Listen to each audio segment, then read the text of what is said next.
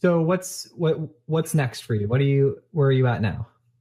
So I'm at a new company that literally just formed about the last Monday, called Tangram Flex, and it's really focused on sort of taking functional sort of approaches to programming and applying it to systems engineering. And that's about as deep as I'll go on it. A lot of their work is sort of focused on the government side of things, but it's really cool. It could the technology that's been developed here could change the way that we sort of approach software development. If it's sort of taking it back to the way that building codes. There's a whole bunch of algorithms that have been in place for the way the CAD systems are used to sort of put structures together.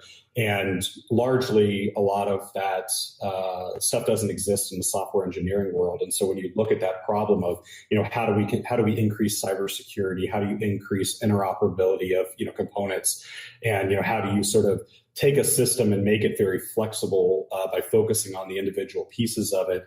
This Tangram's approach is really focused on doing that. So you're taking concepts from other complicated engineering projects and then applying them to software engineering projects. That's exactly right. Yep. Well, that sounds smart. At the end of the day, there's not going to be like, oh wait, so is there going to be like building codes and stuff now for software? I don't know if it's so much that. I think I don't know if we'll get to that approach. It's really about sort of generating the tooling that allows people to ensure that the projects that they're building are secure, and that they're really flexible, and that they can be sort of reconfigured on the fly. Good, because otherwise you'd call the company like red tape. Yeah, pretty much. And I don't think anybody buy that. So no, I don't think you're going to win the hearts and minds of developers that way. I don't think so either. Have you ever wanted more oversight in your code?